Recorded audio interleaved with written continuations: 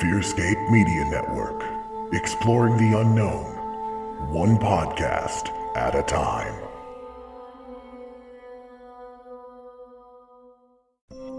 FearScape Paranormal Podcast, part of the FearScape Media Network. Prepare to be spooked. New episodes every Wednesday on all major podcast platforms. Find out more at fearscapepodcast.com. Ghosts in the Attics, Bodies in the Basements may contain graphic, violent, vulgar, or explicit content not suitable for all listeners. Listener discretion is advised.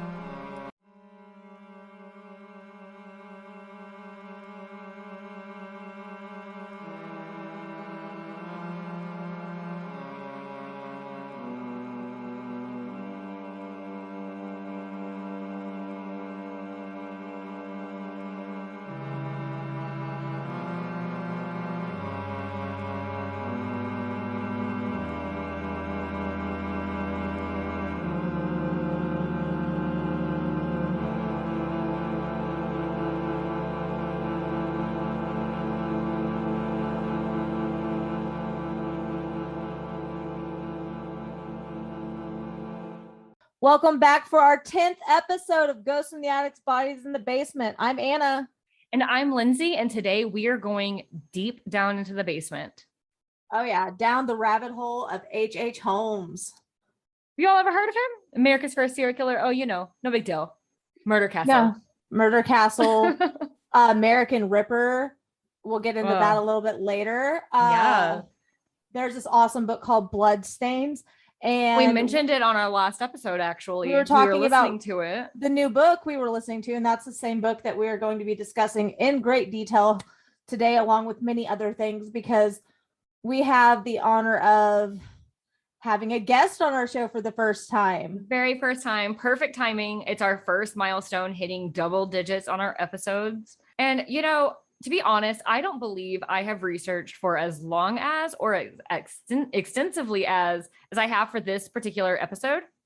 And all of this research, and I feel like we've just barely scratched the surface. I know. Of H.H. Holmes. I do a lot of research for every episode, except like the listener episode, which we were lucky enough to have people give us all the information and we didn't have to do any research. However, I have never felt so immersed in something as I have the last couple weeks. Yeah. Every thought kind of became, because it started with listening to Bloodstains, which is an amazing book. I said it last episode. I'm going to say it again. I'll probably say it several more times this episode.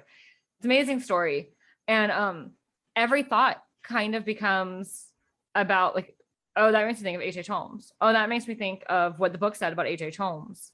And it's not even just that. It's the simple fact that like you read the book and then you take a break from listening to the book because you're not able to focus on having headphones in. And then you start watching the show while you're eating dinner and you're like, holy crap. Because did we even mention the TV show? I did. American Ripper is the TV show I was in reference to just now. And it's so much information. It's so fantastic. All right, so we have with us, joining us now, Jeff Mudgett, like we talked about earlier. We were going to have a guest, and here he is, ladies and gents. The one and only. Well, hi, ladies. How are you? I'm glad to meet all your fans and listeners. Here I am, the great-great-grandson of H.H. Holmes. Isn't that something to be proud of? Well, it's something. Yeah, it's definitely something. It's at least you know where your history lies in your family. I want to do one of those DNA swab tests to see what I have buried in my family history. Your stories really inspired me to like want to do one of those tests because you never know. It never came from DNA. My grandfather finally let the family know when he passed away. Yeah, but see, I'm not that fortunate. My grandpa's already passed, so he took all his secrets with him. Yeah. And not only did you get told kind of like at the end of your grandfather's life, you got told at a family dinner, right? Yeah, and it was also, you know, with some things he left me when he passed away. I tried to capture that in my book, Bloodstains, and then, you know, we my father and I talked about it over and over, and there were a lot of the family that didn't want to believe it or didn't want to know it. And that's understandable. Absolutely. Yeah. Oh yeah. I mean, not everybody wants to know the truth, and sometimes the truth is a little too hard to handle. Yeah, and that's always been the way my father and I have been. We've always been investigators. I was a criminal trial lawyer in California. He was an investigator for the military, investigating airplane crashes. Oh, awesome. When something like that comes up, we want to know why. So yeah, you're very analytical, which I can relate to. I overanalyze everything, and I'm very curious. It became an obsession for me, as everyone who's watched, American Ripper or Haunted History or read my book knows. Yes. Yeah. I actually just finished Bloodstains last night. And I'm almost there. And we both finished American Ripper. By the way, such a great show. And such a great book. Like, we're both writers. That's one of the things we really connect on. We've actually written a book together as well. And so hearing your book is just, I know your history is law, but you were born to be a writer, man. Well, thank you very much. That's kind of you to say. I've got a team of the Hollywood writers doing a screenplay adaptation right now. Oh, and really? They're telling me there's going to be a major movie picture one day, but my friends that have written and actually have had movies made of their books tell me, oh, it could be another 10 years. Well, 10 years, 10 months. I can't wait. So you said that there might be a movie, and that's fantastic. Is there anybody that you have like in your head, which like actor would be the perfect Holmes representative? Ooh. Me and Lindsey have been talking about that. We had a full discussion. Since we finished watching stuff yesterday, we were like talking about it for like an hour. Well, lay it on me. Who do you think? Ian Somerhalder. I think he was on the Vampire Diaries. He's got that dark hair, piercing blue eyes, and a chiseled chin that could support a good mustache. And he's got the look down with a bowler hat on. We found a picture of him with a bowler hat on. He's got the look. But I also am kind of leaning towards Sebastian Stan. Him with a big, thick mustache. I was like, okay, I could see it. I think there's, there was a time before he and Martin Scorsese bailed out that Leonardo DiCaprio thought it was the role of his career. And then I think he chickened out. Yeah, I think he would have made an excellent Holmes. He would have, but it's also so intimidating to know how much history is behind it. Because I had just said before we started, we've been fully immersed in Holmes the last, week or two, and it feels like just scratching the surface. You know what? There's so much more to divulge, reveal, discover, that it's amazing.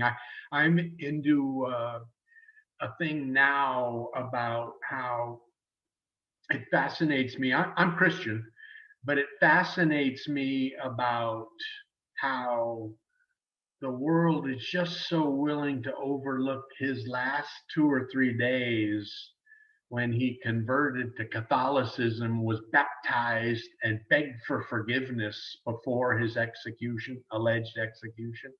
And to me, I know the way he thought. I think I do. There's no way he believed he was going to have a chat with God about what the little girls he chopped up and put into trunks and things like that. There was no forgiveness coming. That was part of his plan. That was part of the deal about hiding that substituted body at Holy Cross Cemetery. Do you think it was just an act for the public? Because he had such an audience in his jail cell at all times, whether he was talking to the press or telling his memoirs. It's just, do you think it was an act that he was putting on to get public sympathy? He gave an interview, as you both know, with, and I'm glad you both read the book. I love doing interviews with someone who's read the book, because it's much easier for me to reveal, what's really in my head.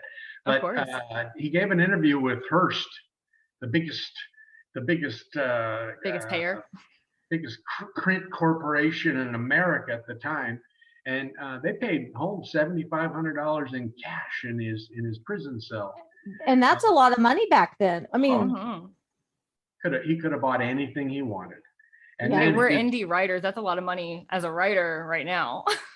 For me too. And then Clara, his ex-wife who still loved him, visited him 3 times in the prison cell and then made 3 trips to Chicago, quickly returning back to him. I know she was there for his bank accounts. Yeah, they didn't have the security they do now. Oh, I don't think you could do it now. I don't. And speaking of doing things that he did then versus now, you hear America's First Serial Killer and you're like, okay, this guy was a mastermind. Mm-hmm. He was like, it blows my mind watching the show, reading the book, hearing your podcast with Stefan and Josh, the amount of things that he got away with. I don't even know how it's possible. There's actually a word that a lady I know from my old church before we moved told me once out of the blue that I feel like it really fits with Holmes's character. And she used the word contortionist. And it's somebody who, despite, like, some people can see right through their bullshit and other people just fall for it. And like, yes, I believe every word you're saying. And I feel like that really fits. He could fool or just defraud any man alive, and a lot of women fell in love with him, even though they knew he was suspect. There's one reporter's account of the final day of the trial when the jury comes out, announces their verdict, and the judge decides, hey, that's it, you're going up on the scaffold. And as the marshals are leading him out in his chains, the reporter talks about 4 or 5 women in the audience standing up, crying crocodile tears over this killer being taken out to being put to death, how they lost something that they adored in their lives. I still, that to me is one of the most effective reasons he had. You know what? I like corruptive. I like that. The word I'm using now to describe him as a criminal, sociopath doesn't work. Psychopath doesn't work. Not strong enough. He was different than those. I consider him Machiavellian. And I think when the world starts, well, I think he was probably intellectual genius. I think I've researched his family life and his mother and father, and I don't really see any reasons for him to have been brought up that cruel. He was punished. He was treated like little boys and girls back then. He had his chores to do, and he was expected to fulfill them. But there was no whipping him with bullwhips and things like that. And I really don't see what caused it, other than his quote at the cover of my book. His quote is still the best ever. I was born with the devil in me. He has been with me ever since. I don't think he was making that up. He thought that I agree. For sure. Yeah. That's actually a concept that Anna and I have talked about a lot on our podcast when talking about true crime. Is a lot of true crime coverage goes into the backstory, and it's usually some sort of trauma or injury or other horrible thing that they always say doesn't justify the killings, but explains it. But plenty of people go through horrible things and don't go killing people. So I think it's a lot more plausible to think, oh yeah, like he was just born that way.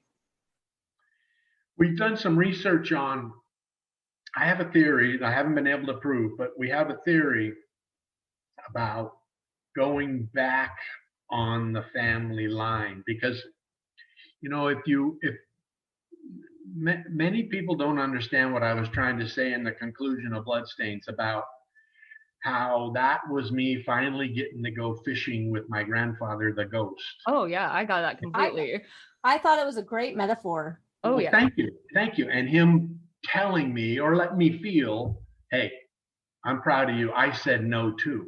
That, that thing in our background wanted us to be the next. And that's what Hollywood's talking about doing in a movie. That would be fantastic. I want to touch on the fact that, I think it's fantastic that of all of his grandchildren and all of his relatives, he gave you the tackle boxes. Like, that means something. Speaking of the tackle boxes, I have to know, I know some things are dramatized in the book. Are the journals real? No, there's correspondence. There's no real diaries. Oh, well, you had us. I jazz that up. Oh, hey, we totally get it. We do it all the time. We do it all the time. But I had to know. That was the one thing that was like, it's probably too good to be true. But how interesting would it be? You know, when I go on shows like yours, and it's fun to see your responses, when people ask me that, some get so mad when I tell them the truth. And I told them, I said, did you look at the book when you bought it? Did you see that it said fiction? Right. Yeah. Based on a true story. I said, there's a lot of truth in it, but there's a lot of things like anyone else who wrote anything about Holmes. All the newspaper reporters, all the authors now, assumption piled on assumption. I said, I did a lot of that too. And you know what? You have to tell a story, to write a book, to do a movie. Oh, absolutely. To do it well as you did. It's not only like, oh, this is a great story. It's fucking intense. It is. I had to pause a few times and kind of get my bearings. There were several times I'm walking around the house. I have my earbuds in. I'm like, oh, of course he said that. Of course that happened. And my husband's like, what? I'm like, oh, H.H. Holmes, you know. Well, me and my husband were watching the final episode of your American Ripper series with History Channel, and that was intense too. Like, we were sitting there like, what's good? And then you find the first empty box and you're like, oh, and then you find the second box. And I just want to know, what was your emotions like? How did it mess with your mind that whole day sitting there just staring at them digging, and then there's an empty box, and then there's a box with remains in it? Like, how was that for you? Because for me, I don't think I could have handled it. The final episode was a major disappointment for me. The first 7 episodes I thought were some of history's best television ever. It was great. Fantastic. I loved it. Yeah. I watched it in one sitting. I couldn't stop. Their recreations of Holmes in London as Jack were so good. And the actor that played Holmes was fantastic. He could be the actor in the movie. Oh, absolutely he could. He'd have it down. I don't remember his name, but he could be. And then but the final episode, there were issues going on. The director had been fired. History was upset about the budget going off the charts. Oh, I heard about that in the FearScape interview. It was $1 million. They were so mad, and they were blaming me. That's not in your control, though. You don't control what people charge. I wasn't communicating with them much. I was with Magilla Productions, the company that worked for History, doing it, and the scientists were in the middle. They were two. I got along well with the 2 ladies from the University of Pennsylvania, the anthropologists, and the engineers that they'd hired to do the exhumation were fun to work with, and they brought great equipment, you know, and then all of a sudden they started finding out that the other graves were collapsing in. Oh. And the judge had said, if you guys destroy the other graves doing this, you're going to have to answer to me. So so they were locking the sides in, very expensive, and it got. And then, you know, when History was halfway through filming, they couldn't back out. Right. And then they started trying to figure out a way that they could end it. I was going to bring up, it's this huge build up to like the genetic testing and finding out all these discrepancies, like the height and things like that. And even like the muscular size and all things like that. And then it just cuts to like a black screen with text. Oh, it was him. It's good. Yeah. I was like, that's suspicious. It not only was it suspicious, it was like, as a viewer, it was just a letdown. I was like, oh. The whole series, like I said, I watched it in one sitting. I couldn't stop watching it. And then it was just black screen, text. It's done. Well, they produced that the day before they showed it. They were in a critical mass, and it was amateur. And I remember talking on the phone to the scientists And they were both saying, we didn't agree to that. We told them the dental records are the same. And I had told them that the dental records were falsified. That's what he did for a living, how he substituted corpses. That's his business. And I said, don't use the dental records. Let's go with the DNA. Let's go with the skeleton. And they told me there's no way a skeleton can be 6 inches different and be the same man. There's no way. Yeah, it doesn't make sense. And plus, history even put on the show that there was no cause of death trauma in the neck. And I've had criminologists in California tell me before, when someone is strangled or hung by a rope, the little bones on the vertebra of your neck, there's little bones that stick out from the majors. They all get broken. And when you drop a man 8 feet through a scaffolding and jerk him on a rope, there's going to be trauma on that neck. Yeah. And there was none, and the DNA didn't match. I still have it in my files. They said it was a partial match. Well, when I went to the scientists at the UPenn, I told them, wait a minute. This is my great-great-grandfather. There's no way this should be a partial. Right. My father and I matched exactly. Right. And I was there while you guys were in the lab, and the King's College of London, the DNA experts of the world, were giving them instructions about the sample they wanted from the skeleton, and they turned that skull over. They took out this diamond drill bit, and they went into a pocket on the back of your skull that's this little, very powdery bone. And the Kings was telling them exactly what they wanted. They got 2 of them, and they mailed them to London. And it was supposed to be, we were supposed to have an answer in 5 days, all right? Okay. 3 months later, I'm reading Rolling Stone, and University of Pennsylvania, the scientist, the one that I thought was the best of all, was given an interview saying, hey, I gave up on it. We tried and tried and tried. We couldn't get an answer. Wow. And then all of a sudden, I'm watching the 8th episode of American Ripper, and I see that black screen, the blue screen. So they just completely blindsided you? That's awful. They got a partial profile, a partial match, and there were 2 or 3 numbers on there that matched mine.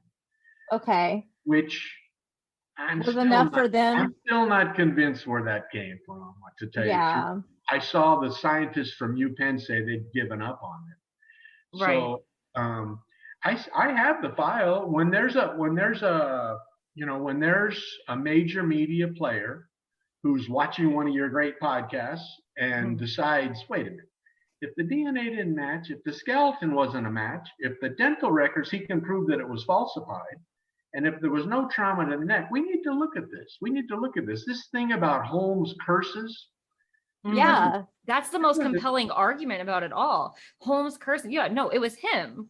He's cleaning up all the loose ends. Oh, yeah. I mean, he cleaned up every other loose end before he allegedly was passed right away, on brand for him. It's on brand. Not to mention the repeat rippers, like the copycats. So they thought it makes sense. I believe your theory to a T that he is the same person as Jack the Ripper. I mean, you have convinced me because I didn't know hardly anything. I thought I knew things, but I didn't know anything until I started researching all of this. Learned all this, and I'm convinced that he got somebody in his place and they were hung instead of him. When I post on Bloodstains Facebook about Jack the Ripper, the comments that come and the reactions that come from my English followers go through the roof. They show American Ripper over there repeatedly. It's starting to grow over there. I'll tell you an interesting, what they're finally starting to realize is I didn't say that Holmes killed all 5. No. They said he wrote Dear Boss and he killed Catherine Eddowes, the woman he describes in the letter. The other ones he had been reading about while he was there doing business with skeletons. Right. Yeah. And Mary Kelly, he probably had nothing to do with. So at first, when I brought that up, there were so many ripperologists that just wanted to spank me. You know, they were so upset. But then we're sitting there filming, you know, with McGill and History over in London, and we're in this. And I got to tell you this: History treated me great. They flew me first class. They kept me in 5-star hotels. I got the best food. Awesome. They made all my drinks. They were fantastic. And to tell you, I'll get back to what I was saying, but let me say why. The History was very nervous about the world at the time. They just got through the Amelia Earhart scandal. And they thought if they brought up this too much about an American doctor being Jack, and it was proven that I was full of baloney, they were going to go out of business. I heard them say that on the phone. Oh, wow. To the director. And they said, be careful with this. Amelia Earhart almost put us out. Man. Oh, wow. And you know, so they were so anyway, I'm there in this hotel in London. We're filming all day long. The production team is down figuring out the next day's shoot. Amaryllis is out tourism London. She's a cool chick. She seems really cool. She seems like somebody that would be really interesting to work with. Oh yeah, her history. We were best friends in a week. You know who she's married to now? Kennedy. I heard it on the FearScape interview. Oh, that's so cool. The third. They just had another baby. Oh wow. Well, congratulations to them. She sent me pictures of their wedding in Hyannisport. The Kennedy awesome. County. And they did their wedding barefoot on the ground. Oh wow. So anyway. I just got married in Vegas. Oh good. Yeah. It's an easy place to do it. It is. My husband was military, so it was easy. All right. Well, congratulations. Thanks. It's been too long now. So I'm sitting there at the bar, and they're out doing their work for the next day. And these two very FBI-looking guys come up in their suits and their ties, and you can see the bottom of their coats open, and it's kind of funneled out to where you know there's something under there. And they come up to me and they go, you know, we've been watching your production. We've been looking at your theories and your ideas. We want to just tell you that we completely disagree with you about Jack being an American doctor. And we work for the Scotland Yard. And they said, but we completely agree with you that there was a copycat involved. There was no man ever killing 5. Yeah. Interesting. There's been things that we've heard. Me and Lindsey were talking about this the other day. There was rumors that it was a midwife. Like there's been talks that it could have been like a midwife. A woman dressed as a man. A woman dressed as a man. Like there's so many theories out there, but yours to me is the most compelling. That's what I was like, you know what? This makes a hell of a lot of sense. And all the evidence you all picked up throughout the series of American Ripper, it's just like, okay, well, I heard briefly in the past, like, oh, well, some people think H.H. Holmes is Jack the Ripper. Like, okay. And then each episode, you're like, okay, yeah. And then I audibly gasped, paused, rewound, took a picture, texted it to all my dad and my sisters and everything when they did the sketch from the eyewitness accounts, which I didn't even know there were 13 eyewitness accounts. And then the sketch, I was just like, there's no doubt in my mind. It was so similar. You got to be careful with the eyewitness accounts. They're not good ones. They're compounds, and they're questionable. The reason I put that comparison up with Holmes and the BBC drawing was, BBC's not one to fool around. They would have done their best to make sure that's the best they could have gotten. Yeah. Most people, when I put that up, would say, oh, it looks like Holmes. But then the other half would say, oh, it looks like Freddie Mercury. So. I'll have to look at it again with that in mind and see where my brain goes. That's funny. Yeah, but, the handwriting comparison by the University of Buffalo, the corporation, the Cedar Fox Corporation that works there, that works for the FBI, the Scotland Yard, the CIA, their comparison came back 97%. And that's been over 10 years now, ladies. I've never had anyone contact me there or anywhere else to say, we didn't believe you. We had it rerun. It didn't come out the same or better. And you know, it's over 10 years now. And I would have thought someone would have checked it again. Right. I mean, they have the handwriting. And if they have checked it again, maybe it's the same, they still believe you, you know? So that's really promising that you're on to something big. And absolutely. I think that it's going to go big places. Like, it just takes one network to scoop you up again. Well, Hollywood likes it. They like the Jack portion. They do. They're just, you know, they're trying to figure out how you do everything in a 2 hour. Now they're trying to figure out how they can do a sequel. So wow, yeah. We'll see how it works, but they're very excited about him escaping executions, having the body substituted, pulling off the Holmes curses, you know, going back and finding out the ones that tried to put him to death. Right. And then following the rest of some of my family's theories about him having moved out west and lived in the Bay Area with a blank check and started over all again. There were some strange murders along the Sacramento River outside of Vallejo, which is the Bay Area. Okay. And, we're starting to look into that now. It's you know what, when you get to that part of history, investigating history, and you have so much of it about the history is convinced the man was executed and buried, and history convinced everyone that it was true. It's very hard to get anyone to help me go further with it until I have someone step up, like you two now, or a bigger player like the New York Times or the Wall Street or the Washington Post, or somebody that wants to, or the Chicago Tribune. We've got some Chicago historians looking at it again. That's awesome. And if one of them says, wait a minute, this DNA couldn't have been them. It didn't work. It's not right.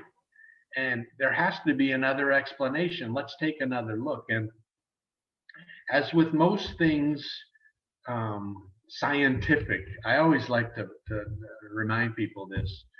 When you have something that's so complicated to solve, a mystery so complicated as this to solve, and we now have people writing books about the Holmes curse being some superstition or supernatural account, there's also a very simple account to consider, that he escaped from prison, he substituted the body, and then he went back to pay the debt that those that tried to put him under, he was convinced sitting in prison had to be done.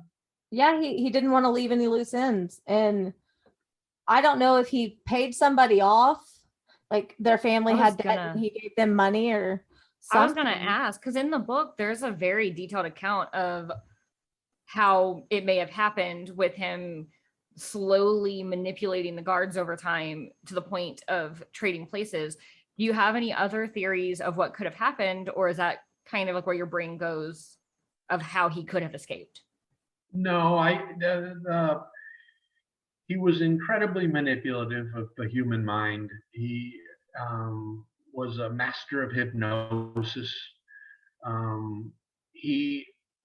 The one that I'd want, when the world accepts my theory about the evidence not showing he was buried there, right, and then we go back to try to figure out how he could have escaped the execution, which is very complicated. Now, let's face it.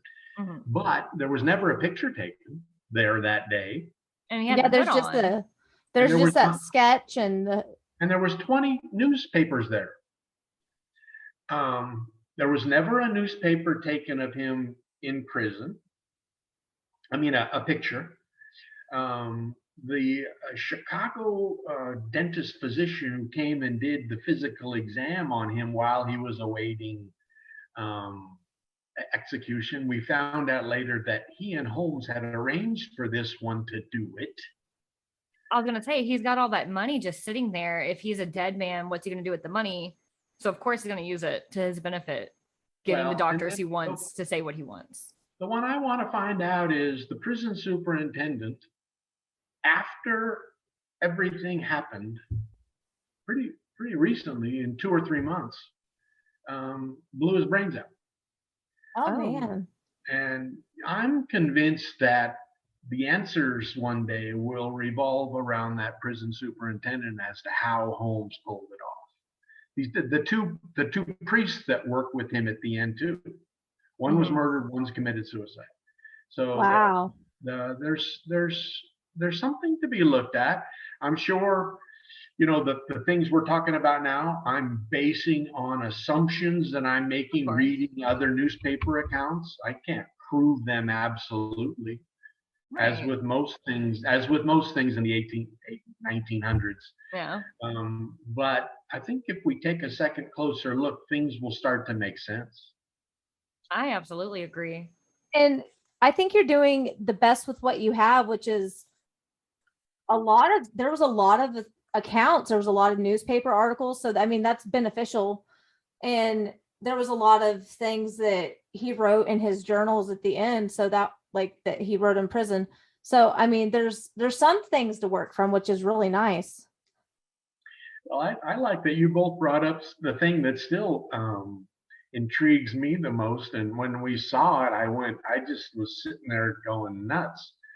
When we dug up that first grave and we find an empty coffin, and I'm just sitting there going, God, history's going to run with this to the bank. They're going to love this. And everyone just ignored it, moved over, and then dug down deeper to find the concrete. But to me, that empty coffin still has to be, we got to determine what that one was all about. Why did he have to buy two? Why did he have to buy two graves there? Yeah. And why bury two coffins also? Was it just like one last fuck you to America? Or was it, I think it was on the FearScape interview where you mentioned maybe it was like, oh, grave robbers or whatever. But going along with that, if he was joking or not on he didn't want grave robbers, it's also possible if there were grave robbers, it would be found out sooner it was him. So maybe put the empty coffin there and buys a little bit of time for the people who don't want to keep digging. Perhaps. Or perhaps you said that the ground was shifting when they were digging. Maybe it's somebody else's coffin that just slid into his grave slots. No, he bought both. He bought two. And then I think the coffin was the one they used on trains to move bodies. Oh, okay. To be buried at another city. And I think it came, if we put more work into it, we would have found out it came from Chicago. Where he had all his assistants. Of course. Yeah. And they put it in, and then my imagination runs wild with it. When we were sitting there watching the empty coffin, and Amaryllis says, and we were both at the 8-foot level, the one the cemetery recommends, and back then. And then Amarillo said, well, let's dig deeper on the other one, and so we dug down and we found the concrete. And, not much thought has been put into that. And it intrigues me. And I think it's part of the part of this entire mystery. And one that's certainly unique in American history. The biggest con, for sure. The longest con, maybe. I mean, he was in the game for a long time. Touching everywhere. That was something I didn't realize, because you asked me about H.H. Holmes prior to all of this. It's, oh yeah, Murder Castle. I've heard of that, and just, he's been everywhere. He's touched so much of U.S. history. Even there was one part in American Ripper where they're going over the timeline, and it's like, oh, he goes down to Fort Worth to build a second murder castle. I lived in Fort Worth for 5 years. I just moved away from there 2 years ago. I'm like, hold up, Fort Worth. And I Googled where it was, and I've been there. It's, as I said, it's approximately around the Flying Saucer Brewery now. And I go to Facebook and I find a picture of me and my husband. I'm like, that's there. Oh, wow. I had no idea the history of the location. I've never been there. He's also, known to be associated with Denver. We met in Denver. We used to live there when our husbands were stationed in Aurora. And so it's just, he's everywhere without even realizing it, which I'm sure he just loves. Yeah, it's an amazing story, and it's starting to bubble up. It's people are starting to give me a second chance on the theories and the evidence, and I think you're going to see. I think the posting I put up yesterday about, hey, one of you major media players that wants to see the science, wants to see the evidence, I'll give you my files. I won't charge you. Take a look. You know, in recent years, there's been such an upsurge with true crime fascination, and seeing big things such as the Golden State Killer get solved after all that time. It's this new, like, yes, we get these closures. And so I definitely think that even though it's not as recent history, so it feels a little more fake to the average Joe that want for answers and truth, well, I think will definitely help skyrocket this to get the actual truth out. I agree. Did you see that tease I put up the other day? Something I know that it's probably difficult to even, I don't know, imagine, contemplate, surely prove, but that Chicago fire in 1906, which in the theater with 600 people dying. Okay, Chicago's wealthy. Amongst those wealthy were two family members of the Hipposh Corporation. Okay. Hipposh had done business with Holmes, repeated business with Holmes, and he had refused to pay them.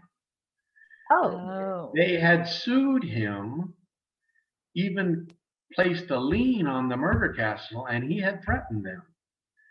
And when I see that, and obviously the first responses to my Facebook post came back, but he died in 1896. And I'm like, okay, all right. I've been trying to explain that to you for 10 years, but no, he didn't. That's the kind of, and Holmes was quite practiced with setting buildings to fire.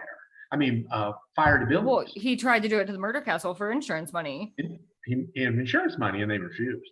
But, and he doesn't like to leave loose ends, so that makes a lot of sense. Because if he's on the run, these people could find out and come after him. And and when you look at the fire and the investigation they had about how it was started, and oily rags and a faulty light switch that set drapes on fire that quickly trapped the people inside, who were running to the exits, who found some of them locked and blocked. Yeah, that's awful. It wasn't an accident, though. And when you think about Holmes having been executed, he would have been walking around Chicago like he had a blank check. Yeah. No one would have been considering on life. him. No one would. He would have had a new alias, a new identity. Speaking of the aliases, he had so many. It was a lot. I mean, starting with H.H. Holmes, that itself is an alias. One of the author historians in Chicago, Adam Seltzer, thought he looked the research up. He thought there was 41 different aliases. Wow. I wouldn't be able to keep like 3 of them straight. Like 41. Wow. Imagine you're just like walking through town. Someone's like, "Hey, George, is that on my list?" "Yes, I'm George. Hi." I couldn't keep up with it. I can't even get my kids' names straight. I tell you what, this is fun. Your podcast is good. You ladies have it. You're producing it well. It's I'm quite comfortable, and it's a lot of I'm quite interested in answering your questions. A lot that I go on, I keep looking down at the clock on my phone, see the time when I can get off. But no, this is fun. Well, we enjoy having you here. You're our first guest, and so that's exciting in itself. But to have somebody who's good to have a conversation with is also really absolutely just enjoyable. Because we talk constantly. It's why we started a podcast. We're always on FaceTime with each other talking because we live in separate states. And so that's how we've kept in touch all these years. And so it's great to add somebody in who can keep up. No, good. Well, let me ask you both a question. Okay. What was your favorite part of Bloodstains? So I'm at the part now where you're starting to come in and out of like your tumor. Is that real, or is that made up for the book? No, I have epilepsy. I'm controlling it, but okay. There are seizures. It was just reading that. It's just like to not know whether you're imagining things or things are really happening to you and losing time. Like, it's just, I can relate to that as somebody who has, I've had like episodes where I've lost time whenever something really traumatic happens to me. And that's terrifying. And to know that you're questioning, well, did this happen? Did that happen? Like, that really resonated with me a lot. For me, I guess there's two things that really stick out as being favorites, and they're completely different. And the first is going to be definitely the ending of coming out and realizing, oh, okay, I'm dry, the dog's dry, everything's fine. And then realizing the only truth that mattered, which is that you resisted whatever it was in your head trying to tell you to be like Holmes. You resisted that. So that was definitely like a great metaphorical ending. I loved that. But then the other thing that I just kept thinking about was getting into the head of Holmes. And like, there was one scene in particular that stuck out, and that was the Matador, and how he's like playing the game. Oh, yeah. And I'm like, it's almost like a horror, like fictional being, almost like a vampire or some other non-human trying to figure out what humans are like. And so that was just so interesting to me. And like, I just kept thinking about it. I told my husband about it. I told my mom about it. Yeah, we had a conversation about it. Like, it's the way that you write. I know that that's not like the profession that you led for most of your life, but I'm telling you, you have the ability to write very intriguing work. Yes. And as somebody who writes, what was that writing process like for you, writing your first book, knowing that you had so much to tell and trying to mix in fiction with the truth? Like, what was that like for you? Ooh, it was hard. It was, but by the way, Lindsey, I'm glad you said that, because that's my favorite part of the book too. Him in Spain. I still think about it. Fights. I know it's just been a couple of days, but I still think about it. That's my favorite tip. And that was fiction. I don't know if he ever went to Spain. I don't know. Oh yeah, I assumed, but still, just the idea, I could see his brain working that way. Yeah. Oh yeah. Writing. You know, you go grab the books by Anne Rice. You go grab the books by Anne Lamott, Stephen King. They're how-to books. Mm-hmm. Yeah. And when they explain how many years they went through their first book before they got even anyone to read it. Yeah. And the difficulties involved. And well, it's a struggle. I tried to stay on. I like writing dialogue. I like the dialogue is really fun. It is. Yeah, I like that, the back and forth. Mm-hmm. You get a rhythm, and then it's hard to stop, and then you're like, oh, I have to do other stuff like narrate. Yeah. And I don't know. Most of the major publishing houses looked at Bloodstains and turned it down. So it was, but then when we self-published, I sold over 25,000 copies. That's amazing. I didn't spend $1 in advertising. It was just people contacted me wanting to buy it, for having seen some stuff. And then my TED Talk did well with the book. They helped me out a lot. Oh, I'm sure, yeah. History refused to advertise Bloodstains. Really? Was there a reason? Yeah, they thought that they deserved the option on the book if they were making American Ripper, and I told them no. Yeah, they wanted the whole pie. Yeah. Yeah. And as self-published authors, we understand, like, no, that's our baby. It's mine. I still think one day there's going to be a movie about it. I hope so. It would be great. Absolutely. I would watch it. Not necessarily to make a bunch of money. I just love to be able to see one of my, I don't know how you both like Dexter on Showtime. Oh, that's such a good show.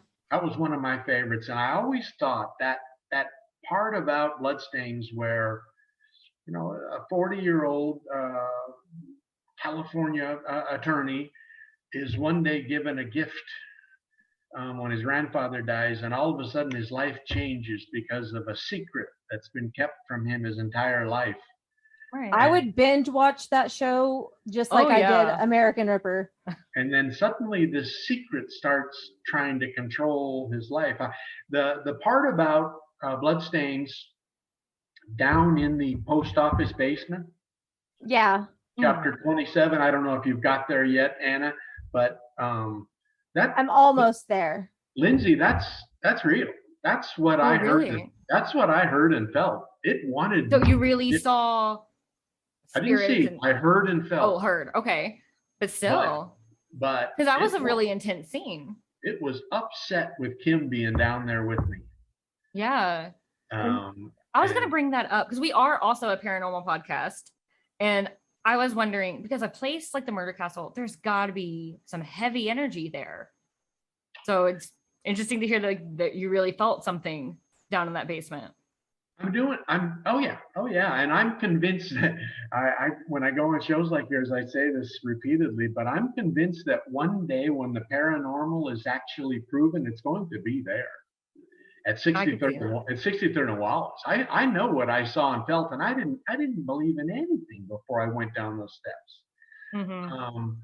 When there's such traumatic murders and loss, it just radiates bad energy. Yeah, energy cannot be created nor destroyed. It's got to go somewhere, and that's such heavy energy. Of course, it's going to stay right there. I agree. I'm doing a show this August up in the Michigan Upper Peninsula with Tim and Brad. The show where all the TV people go, talk, all the ghost hunters, ghost adventurers, everybody. Oh, how fun. Oh, I love ghost adventures. Yeah, and the Dead Files, everything. Oh, and, awesome. Yeah, I knew Dead Files before they made a show even. Yeah. Now they're superstars. But I'm part of that, and my goal up there this summer is to try to convince someone on one of those shows. Come on, let's. Yeah. Zach Baggins. I know I can get I know one of them tried. Zach tried. Zach tried. Yeah. I can see that. The post office told him no, they wouldn't let him in. But he's not looking for letters. He's looking for ghosts. He's not trying to go through people's mail. What's the harm in that? He a brick for his museum. No, I'm joking. I know I could get the post office to agree. I've done it twice. Yeah. They refused history when we were there. Yeah, I remember that. I had a question about the post office, actually, now that you brought it up. At the end of the book, you kind of have like a call to action, so to speak, about wanting the post office shut down and demolished because of where it's located. Is that something you're still advocating for? Oh, it's that area. Have you ever been to that area, Chicago? I've unfortunately never been to Chicago at all. I have a good friend there, but I've never been. Well, you being associated with the military, you'll know what I'm going to say now. It's a war zone. Oh no. When Kim and I were there, we got back in a bus to come out to go back downtown. And these two very nice, gentle African-American ladies grabbed us out of our seats, took us up to the handicap bench, sat on each side of us, and said, "If you don't sit here with us, you're in big trouble on this white guy." Oh man. No. And you know what? I'll never forget that. But it's I don't know. Did I promote demolishing the post office? I don't remember. That's what it said. I know I promoted excavating the grounds. The grounds where Raven and I were there one day.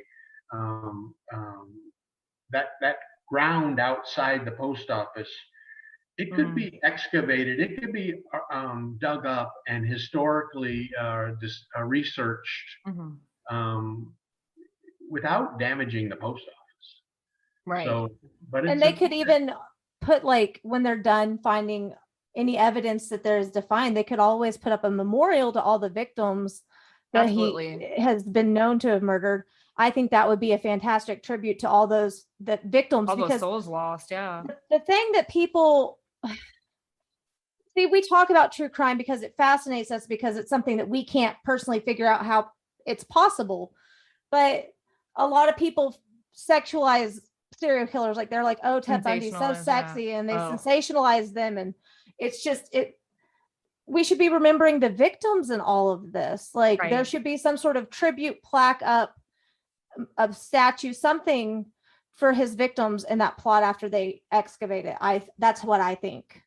Yeah, I've argued that a number of times, and no one listens to me. And to get permission to do that, you'd have to have the federal government okay it, and that's a chore. Yeah. That's a chore. And I don't know if the Chicago mayor would do it. I don't know, but it's I've tried, and it's something that should be done.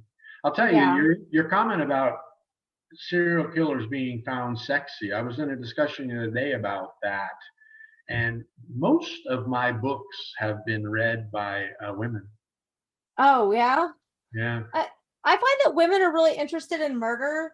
And I don't know what that reasoning is, but like a lot of our, like, we'll look at our analytics for our podcast, and it's majority just female listeners. And I don't know why we're so obsessed with true crime. Maybe it's because we like to control everything, and it's something we can't control. So we're trying to puzzle it out. Trying to figure it out and figure out how to not become the next victim. But you know what? I don't go down that path with you both. I think you're both on a journey, a prospect with me about this. If we find out what the truth was about this man, how someone so intelligent, that could have been anything he wanted to be. Yeah, he could have been anything.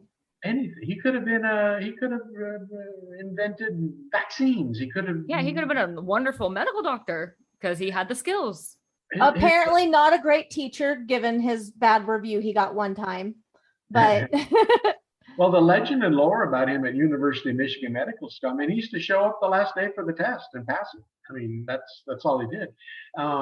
If we find out how, and I still think psychology struggles with the sociopath, the psychopaths, those things. They're still guessing on why it's possible for human beings. But some people say it's nature, some say it's nurture.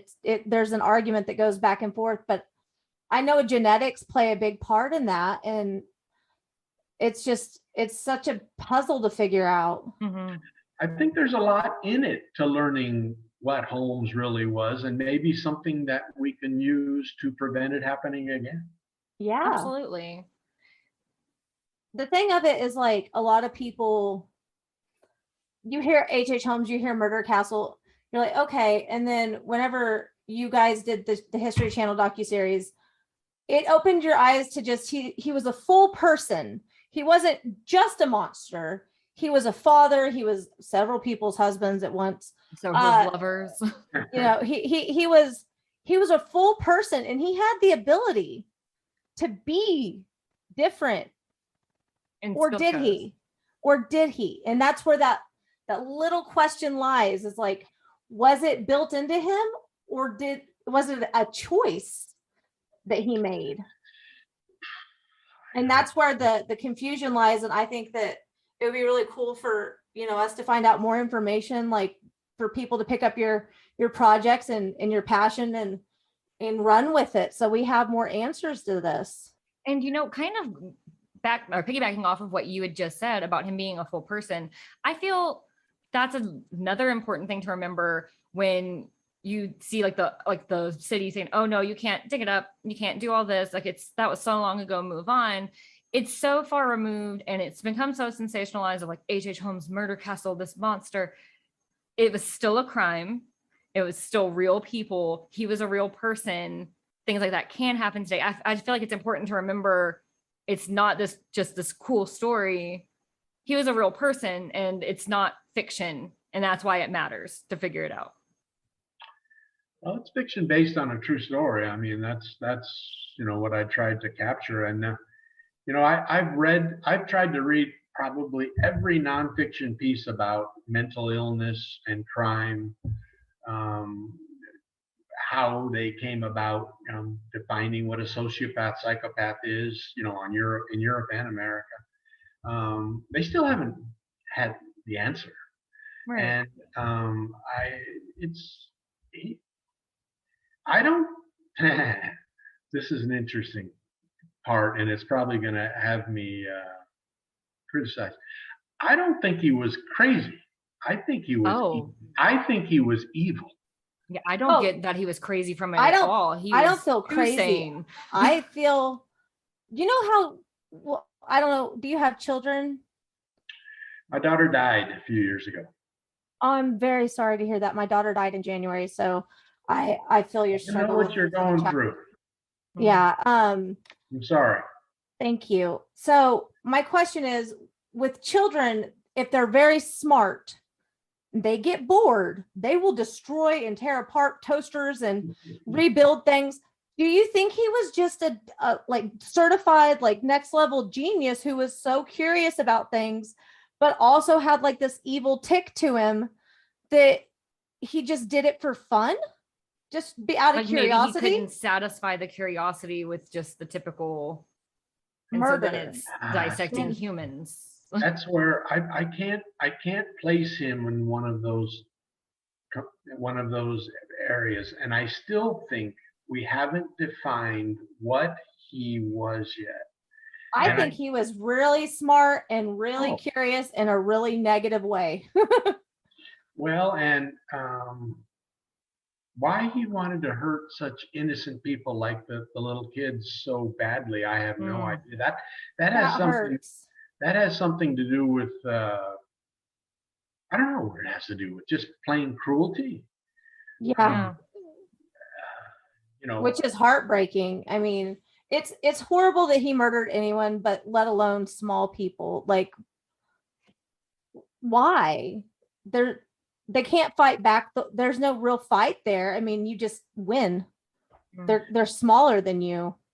Well, he didn't have to murder the two little girls in Toronto. He didn't have to. He could have just gone skate back across the border and left them up there. Yeah, he could have gave them back to their mom. Yeah, that too. Yeah, and the law enforcement had pretty much figured out who he was by that time. And that's one of the most intriguing parts of the story, which hasn't been brought out yet either, ladies, is my old career in crime and law and trial. That murder, I read the whole transcript. That murder trial and the procedures up to it, how Holmes talked 4 different cities into having the trial conducted in Philadelphia about one murder case only, when Chicago had 4 or 5 waiting for him. Yeah. And Toronto would have taken him up to try him for murder. Many, many cities. He got them to conduct one trial, right? He fires his lawyers. The judge ordered him to bring him back, but he told them to sit down in their seats. He'd take it over. Oh. He fires his lawyers. He conducts his own defense, cross-examining his own ex-wives by the prosecutor. Oh, wow. And then when the judge asks, "Okay, Holmes, what's your evidence on this? What do you want to show how you're not guilty beyond a reasonable doubt?" And he says, "No comment," and he sat. And the whole trial looked at him like, "Wait a minute, no one's ever done this. No one's ever. Don't you want to defend yourself? Right. You want to try to prove you're not guilty?" And he just sat there. And so they sent the jury up. They found him guilty. The judge found him, and sentences him. I know that was part of the Holmes plan. He was working the chessboard right then. He knew that he needed an execution to get that blank check to cross off, cancel all the previous murders before. And all the previous debt. That they'd never try him again. Yeah. He needed one. He needed one. Because if he was found innocent, they just walk him down the town and get another. And that gave him the blank check that he went off on a new life with. Yeah, I can see that. That's so crazy. Like, you hear about people representing themselves, but they usually have a defense. Like they try. They at least try, even if it's nonsensical versus like, whatever. Yeah, I did it. Yeah, the trial transcript, he was pretty good. He was pretty good. Well, I bet he was very intelligent. And from the excerpts that you were reading on American Ripper from his journal that he wrote in prison, he sounded really well educated as well. Like, just the way he spoke was very eloquent. So, I mean, yeah, I could see he'd be a hell of a lawyer. He could probably do anything. And it sounded a little saucy. The back and forth between him and his ex-wife, who hated him. She was so upset with him. And that back and forth and him enjoying it while he was doing it was a lot like, you remember the movie A Few Good Men with with Tom Cruise and Jack Nicholson? Yeah. It was a lot like that scene. It was a lot like that. And I would just, my mouth was watering about Hollywood doing that scene one day. God, I would have loved that. Yeah, well, we're getting close to that hour mark, and I don't want to keep you too long. We're definitely enjoying the conversation. Oh yeah, this is great. You are a very busy man, so I don't want to outwear our welcome. Is there anything that you have going on currently that's in the works that you want to promote, that you want people to know about, or any call to actions? No, I'm just excited about the screenplay. I want to see how they run with it. There's another movie coming out from by some fellow that wanted me to get involved, and I told him no. But I think there's a movie about Holmes coming out from the Far East. Okay. He's a good actor. He's done good movies before. He produces that kind of movie. But so the Holmes interest is bubbling up, and like I say, the UK is just fascinated with the character. And it's a fascinating. It sounds almost too fake to be true, but that's because it's just so much. Like the hallways that led into disorientation, like he was a genius, and to hire all these contractors just to fire them for new contractors to come in so nobody would know all his business, like evil genius. Maybe something else. Well, I tell you what, it's been fun being on the show. I hope it's a big success. You both are very good at it. Well, thank you so much for coming on. Because we're brand new at all of this. Let me plan on me coming back later one day, and I'll let you know what's happened lately. All right. Well, that sounds fantastic. You'll have to let us know if you pick Ian Somerhalder or Sebastian Stan to be Holmes. I have those both written down. I'm going to send them off to Hollywood. Okay. Seriously, look up Ian with the bowler hat. You'll find it. It looks great. Okay. It's pretty convincing. If you just had the mustache, it would be spot on. Well, yes, thank you so much for joining us. This has been such an honor. Such a blast. It's been fun. All right. Well, thank you. Bye. You too. Bye. Bye. All right, guys, gals, and everyone else that's listening, aliens, Bigfoot, are you there? That was Jeff Mudgett, and we were so excited to get to have that opportunity to interview him. I'm still a little fangirled out right now. Yeah, it was amazing because it's one thing to talk to each other. We've been friends for nearly a decade. We talk constantly anyways. To bring somebody live in her phone. Right, and I in hers. To bring somebody in from the outside who not only is interested in this type of things, but has 20 plus years of experience and real life experience. Like I don't even think we touched on this with him. He did a little bit. He's traveled everywhere. If you all watch American Ripper, he works with a former CIA operative, and she's amazing as well. And the number of people, people he's met, all the experts, and just like the random people who just we own this piece of the shawl. I was gonna say the people that he got to meet with the evidence, the people who lived in the former houses that used to be his family members. Like, there's just so much. And I feel like we had enough time, but we didn't have enough time, because whenever you're having a good conversation, is it ever enough time? Right. And I mean, as you guys heard him say himself, he would like to come back someday in the future. And so we can look forward to that. And hopefully by the time that happens, we will have a movie coming up. Yeah. Yeah. Have some sort of new development with this whole story, because the truth is out there, and and I'm hooked. I'm very hooked, and legitimately. I said at the beginning of the episode, and I'll say it again now, it feels like we've just scratched the surface. Yeah. Just like, there's so much to this. Just a little bit of that lottery ticket's been scratched off. Like, we need the full winning ticket to have closure. At the end of the day, Holmes was nothing if not a con man. Oh yeah. And what's real, what's not. We know a lot of Bloodstains is fiction. We've talked about that extensively in the interview. We knew that beforehand. And because some of our suspicions were even confirmed. As writers, we had curious questions about what he wrote, but we did read the fact that it said fiction based on a true story. So we knew what we were getting into, but how much was real was really exciting for me. We accept history as history because we've been told it so, but he's such a con man that what is history? It could be history just as Holmes wanted us to think it was. Yeah, exactly. It could be his version of history for his last like little fuck you to all of us, is like, this is how I want you, and you will remember me. And it is so amazing. And also a couple of things I wanted to touch on before we hop off of here, that kind of goes along with things that we talked about in the interview. First and foremost, I know we said we're fangirling out. We're fangirling out for talking with Jeff. Let's make that clear. Jeff, yes. Because you guys know, we've mentioned it several times, we do not romanticize serial killers here. No, like, they're not sexy. They're not cool. H.H. Holmes was garbage. He's important for Jeff's lineage, and he's an important part of history. And I'm sure he's not a good person. I'm sure he had decent qualities at some point in his life. But also, it's so interesting to me that Jeff touched on this a little bit, and I meant to talk on it more, but the conversation just kept going. The women at his execution crying for him.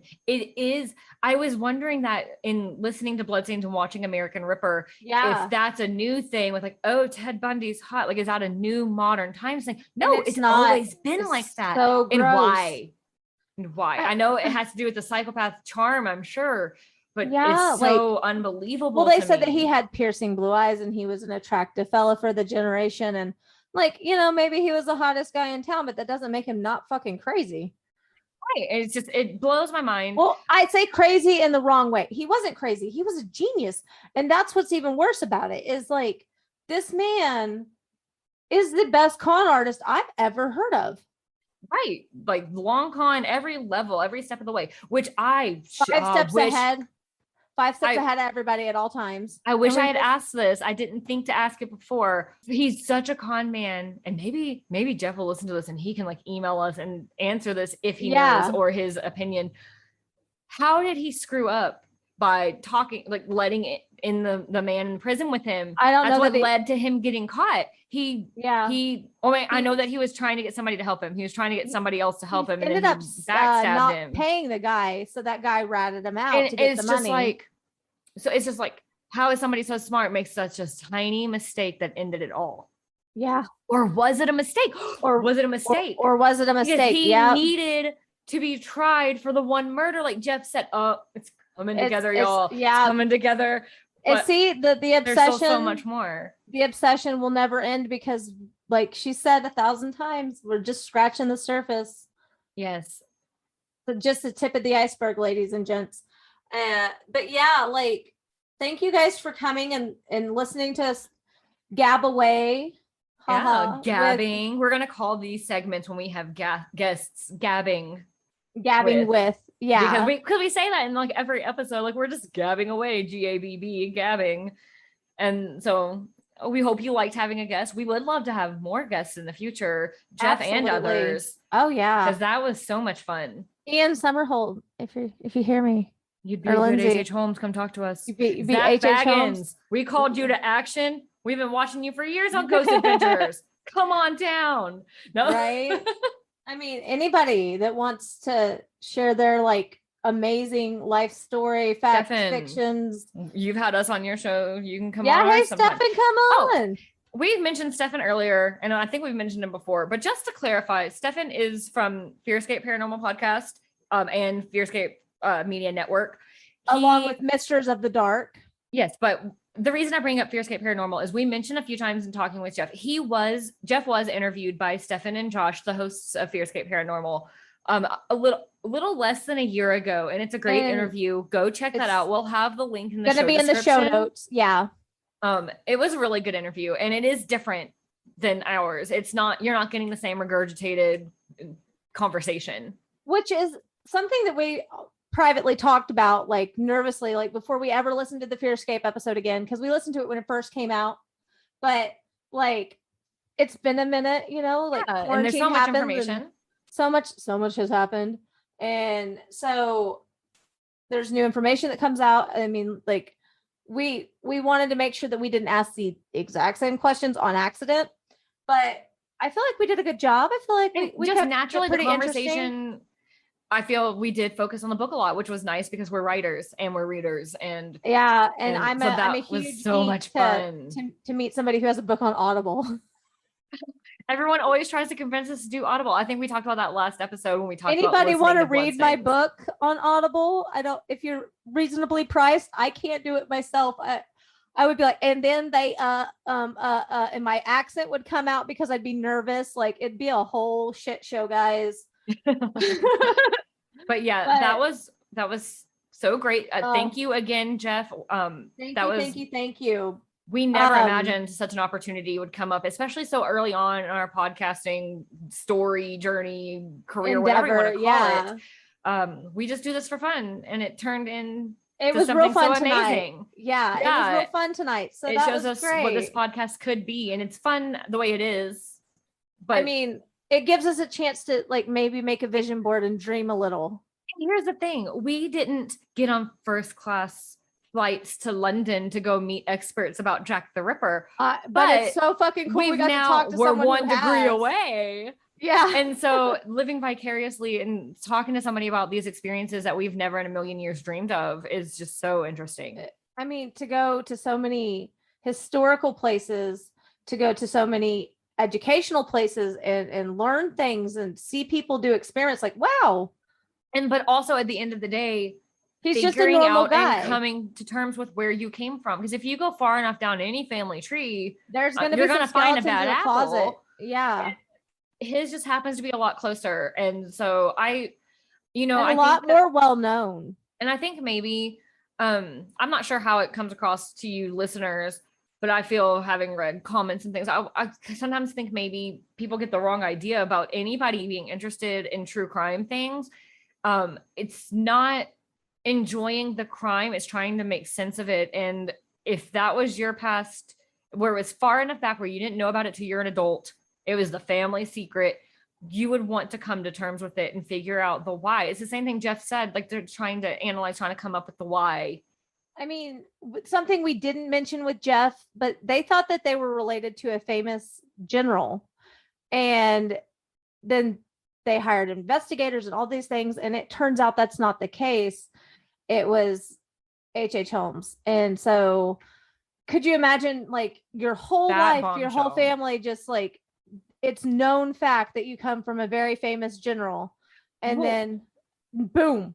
I actually quoted what was her name? Sheila Wasaki? Yes. I quoted her last episode where she held, if you guys don't remember, she is the one who became a private investigator to help solve her best friend's murder from several years prior. And when the DNA came back, she said she was devastated because everything she had ever known was wrong. And so it's the same kind of feeling, I'm sure. I mean, I'm speculating, but if it was my family and I was at Sunday dinner out at my granny's house and granny's like, which ironically, my granny's all into genealogy and stuff. So I can see something like this happening. As far as I know, there's nothing, but you know what I mean? Like sitting down and finding out, by the way, turns out it's this person and they're really bad. And then the whole dinner table just goes fucking silent. Like that would be like the most awkward family dinner ever, maybe. But yeah, and it's a lot, and I couldn't imagine it. If you guys have any, interest in this, maybe one day in the future we could do like a Facebook quiz and get some questions together. And when Jeff comes back on, we could ask questions from our listeners. Done with that, Jeff, if you're listening, if he's okay with that, yeah, that would be so cool. Like a little fanfare Q&A. Or hey, if you have any fan questions for us about who we are as people, what we like to do for fun, how much coffee Lindsey drinks in a day, or how many Red Bulls I ingest. Too many. Never enough. Never enough. No. My son runs around like he's had 17 20-ounce Red Bulls, and I'm like, can I have like a little bit of that energy, please? Right. I digress. So thank you so much for coming back for our first double-digit episode and our first baby. And our first interview episode. So this was a big deal. Thank you for making it happen for us, because if it wasn't for you listeners, we would have given up after day one. No, I'm joking. We probably would have kept talking into the void. Yeah, we would have for at least like 5 episodes and been like, okay, we quit. But we have listeners like we seen earlier. Where was it? The Netherlands. Netherlands. Which one of you was listening in the Netherlands? Thank you so much for caring across the world. That's so cool. I mean, there's like one in Italy. We have someone in Italy and Uganda and Canada. Wow. Hi, everyone. Hi, guys. And then to the rest of the United States, like, hello. So, yeah. You guys are really out there. It's neat that, and also terrifying that people around the world have heard my voice. But apparently, according to Jeff, we're good at this. And that's something that we have just That's a major compliment from anyone. Yeah, especially someone who's been on other people's podcasts. Like for him to say that was like and really like sweet. Interviewed by just countless numbers of people, I'm sure. Yeah, being involved with TV shows and like all of that, just speaking to so many different people. I'm like, oh, and as somebody who honestly hates her own voice, to be told, "Wow, you guys are really good at this. This is fun." Can we get that in writing? Well, I guess it's in recording. Take that. It'll forever be there. We're not, take that self-doubt. We're not as terrible as we think we are. Right. All right, guys. Well, I hear my son getting restless, and it is a nighttime recording session. So if I get him to bed, I get some wine. Gotta do something to unwind from this high adrenaline rush. I feel like I could run a marathon, but my back is proof that I can't. Like, maybe I'll go get on the trampoline outside and further injure myself. Yes, great plan. Don't do that. Don't do that. All right, guys. Like we tell you every week, thank you for coming to Ghosts in the Axe Bodies in the Basement. If you have anything you want to say to us, you can reach out to us on all the socials at GABB Podcast. And our email is gabbpodcast@gmail.com. And we'd love to hear any feedback, any stories, just say hi. Hi, we love that you're out there. We want to hear from you. Yeah, we want to know what part of the world you're listening from. All right, well, that's me, Anna. I'm Lindsey. All right, stay creepy. Bye. Bye. We forgot to ask about Dr. Satan. Damn it. This is Ghosts in the Axe Bodies in the Basement's host, Anna. And Lindsey. You asked and we listened. We have a merch store available now on Redbubble. Yes, if you go to redbubble.com/people/GABB podcast, you can find all of our merchandise there. We have t-shirts, coffee mugs, tank tops, dresses, all sorts of options. If you go to, again, redbubble.com/people/GABB podcast, you can find anything and everything we have to offer. You asked and we listened, listeners. You can find the link to the store in our show description. Thank you for listening to Ghosts in the Attic, Bodies in the Basement, a FearScape Media podcast. Music by Stephen Timperley. Artwork by Laura Ramsey. Find us online at fearscapemedia.com/GABB podcast, or on Instagram, Facebook, and Twitter at GABB podcast, or email us gabbpodcast@gmail.com. Thank you.